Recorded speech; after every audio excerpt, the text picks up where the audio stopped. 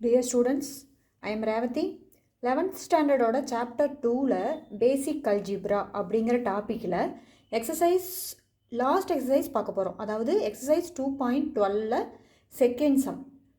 எடுத்தோன்னா வந்து last exercise பார்க்குறோம் அப்படின்னா லாஸ்ட்லேருந்து நம்ம ஃப்ரெண்ட் போய்க்கலாம். இப்போ லாஸ்ட் எக்ஸசைஸ் முடிச்சுட்டு அப்படியே ஒன் பை ஒன்னாக போகும்போது உங்களுக்கு கொஞ்சம் அண்டர்ஸ்டாண்ட் பண்ணிக்கிறதுக்கு ஈஸியாக இருக்கும். அப்போ லாஸ்ட் எக்ஸசைஸில் என்ன வருது அப்படின்னா மோஸ்ட்லி லாக் ரிலேட்டடான சம்ஸ் ஃபுல்லாகவே வரும். அதில் ஃபஸ்ட்டு சம் பார்த்தீங்க அப்படின்னா compute log base 9 27 minus log base 27 9. இப்போ பார்த்தீங்க அப்படின்னா இது ரெண்டுலேயும் இன்டர்சேஞ்ச் மாதிரி இருக்குது. பட் அப்படியே வச்சு நம்ம என்ன பண்ண முடியாது, கேன்சல் பண்ண முடியாது. அப்போ சொல்யூஷன் எடுக்கும்போது ஃபஸ்ட்டு இதுக்கு தனியாக வேல்யூ ஃபைண்ட் அவுட் பண்ணிவிட்டு இதுக்கு தனியாக வேல்யூ ஃபைண்ட் அவுட் பண்ணிவிட்டு நெக்ஸ்ட்டு செப்பரேட் பண்ணும்போது நம்மளுக்கு வந்து ஆன்சர் கிடைக்கும். அப்போ ஃபஸ்ட்டு நம்ம எடுத்துக்கிறது வந்து log base 9 27 equal to, அப்போ log base 9 27 equal to 27 நம்மளுக்கு தெரியும். எதோட பவர் 3யோட கியூப் தான் 27 அப்படிங்கிறது நம்மளுக்கு தெரியும். இப்போது லாகில் சில ரூல்ஸ் எல்லாம் இருக்குது.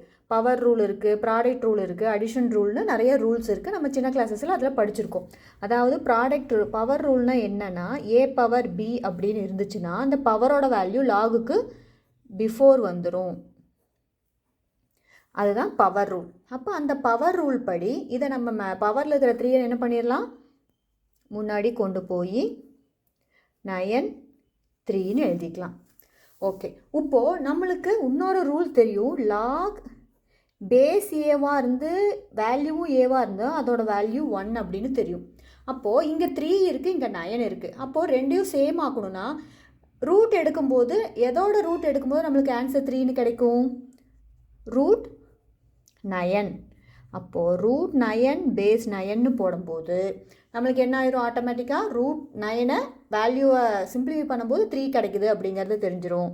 தென் அந்த ரூட்டை நம்ம என்னென்னு எழுதிக்கலாம், பவர் 1/2 அப்படின்னு எழுதலாம். அப்போ எகெயின் பவர் ரூல் படி அந்த 1/2 லாகுக்கு பிஃபோராக வந்துடும். அப்போது 3 ஆல்ரெடி இருக்குது, into 1/2 then log 9 base and 9. அப்போது இங்கே செக் பண்ணும்போது இந்த ரூலை நம்ம யூஸ் பண்ணும்போது இது 1 ஆயிரும். அப்போ நம்மளுக்கு கிடைக்கிற ஆன்சர் 3/2 இன்ட்டு 1 தென் ஃபைனலாக ஆன்சர் வந்து 3/2. எதுக்கு கிடச்சிருக்கு, லாக் பேஸ் 9ஓட 27ங்கிற வேல்யூக்கு நம்மளுக்கு 3/2ங்கிறது கிடச்சிருக்கு. ஓகே, அப்போது அடுத்த வேல்யூ பார்த்திங்க அப்படின்னா லாக் பேஸில் 27 இருக்குது, வேல்யூ 9ஆக இருக்குது. அப்போது இது இன்னொரு ரூல் ஒன்று இருக்குது. அந்த ரூல் படி இதை வந்து நம்ம இன்டர்சேஞ்ச் பண்ணணும் அப்படின்னா 1/, அப்படின்னு எழுதும்போது பேஸ் வந்து வேல்யூவாக சேஞ்ச் ஆயிரும், வேல்யூ வந்து பேஸாக சேஞ்ச் ஆயிரும். ஓகேவா, இப்போ எகெயின் நம்மளுக்கு இந்த இடத்துல என்னவா சேஞ்ச் ஆயிடுச்சு, லாக் பேஸ் 9 27ஓட வேல்யூ நம்ம ஆல்ரெடி 3/2ன்னு கண்டுபிடிச்சிருக்கோம். அப்போ 1/3/2ன்னு போடும்போது அப்படியே ரெசிப்ரோக்கலில் மேலே போச்சுன்னா நம்மளுக்கு 2/3 அப்படின்னு கிடைக்கும். அப்போது இதோட வேல்யூ 2/3, அதோட வேல்யூ 3/2, ரெண்டையும் கொண்டு போய் கிவனில் சப்ஸ்டியூட் பண்ணோம் அப்படின்னா log base 9 27 minus log base 27 9 equal to 3/2 minus 2/3.